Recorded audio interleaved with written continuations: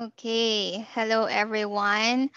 So for today, we'll focus. I'll start to relay the topic on the seven deadly wastes. Now we start first by looking at the elements of work. So you see, any work or activity we do can be classified into one of three categories. We have the first one, value-added work. And then we have the second one, the non-value added work. And then the third is we have the waste or muda. Well, traditionally, many organizations attempt to reduce the lead time or performance of their value stream by removing waste from their value added processes. And while this is not necessarily a bad thing, there is apparently far more opportunity in attacking waste or muda. Now, for something to be referred to as value added, three things must exist. One, the customer must be willing to pay for it. Two, the thing must change in form, fit, or function. And then three, the work must be done right the first time. Now, if any of these three items are missing, the step or process is not value added. Okay. Now we go over to now in order for us to be able to attack and eliminate waste, we must be able to identify it first thing. So let's discuss what we refer to as the deadly wastes. Okay, we start first with the effects, which is simply work that is less than the level of the customer, both internal and external. What the customer has requested. So for example, of the effects we have rework, scrap, missing parts, wrong parts, and yield loss at startup. So as a point of reference, the waste of defects is also referred to as the waste of correction. And then next, we have the inventory. What about inventory? This is any material or work in hand other than what's needed right now to satisfy customer demand. Now, some examples of inventory waste are excess raw materials, work in process, finished goods and supplies, and spare parts. So probably in a separate video, we'll spend more time learning together about the different types of inventory that we might have on hand, such as cycle stock, buffer stock, and safety stock. Now going over to the over processing. So it's when something's designed in such a way that uses more resources, such as space, energy, or people that is truly required.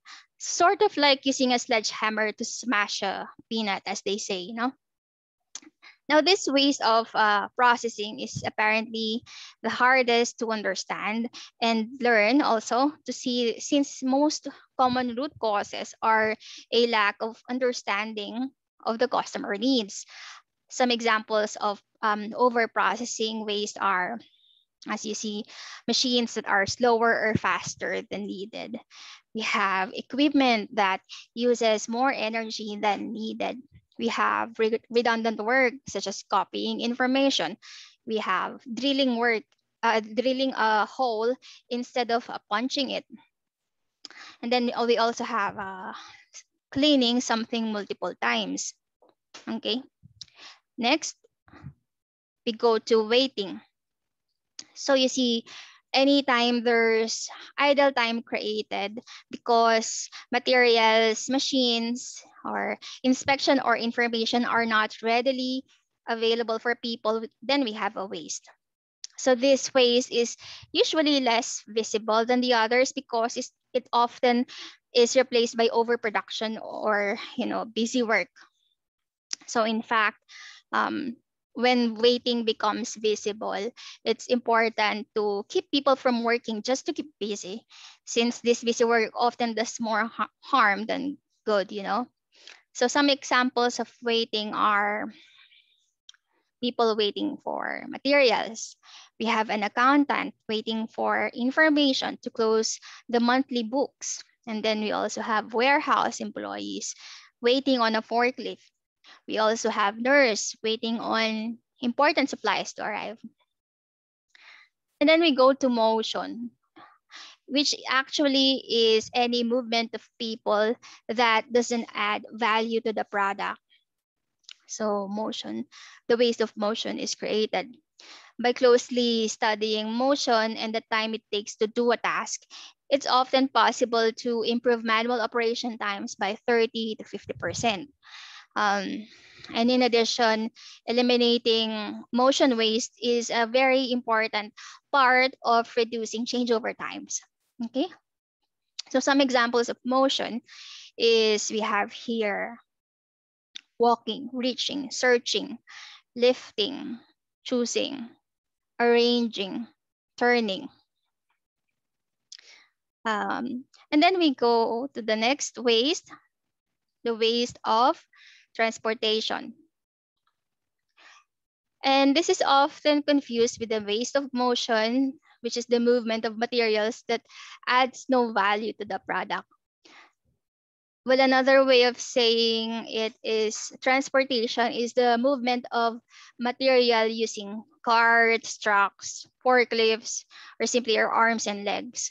And it should also be said that while moving product on a conveyor is not as bad as moving material from one disconnected process to another, it's still conveyance, which is a type of transportation waste, since conveyors are inflexible and require space and energy. Now, some examples of transportation waste are moving finished goods to storage. Well, that's one. And then you also have moving work in process to the next step. And then next, we have moving between functional areas. Then we also have moving parts to the line. And then we also have moving items to the quality assurance. And then we have the next one, overproduction. And this apparently is what lean practitioners commonly refer to as the mother of all wastes, which occurs when we make more products than the customer needs right now. Okay, and the reason we say overproduction is the mother of all wastes is because it often leads to all the other wastes in one form or another. So how? So for example, overproduction multiplies the other wastes such as inventory, and it covers up problems such as waiting or variability in demand, and makes it harder to understand our true capacity. So some examples of overproduction are making extra parts to cover for scrap, forecast production, economic order quantity, lot sizes, piece rate production. What else? We have production done simply to maximize utilization or absorption. Okay. Well, the next slide will get you, hold on. Now, the next slide will just show you the wastes under the services industry. Okay, and then this one too. But we'll go over it in the upcoming videos, each one in detail. So don't you worry. But let's do a time check. We'll stop here for now. And there you have it, darling friends.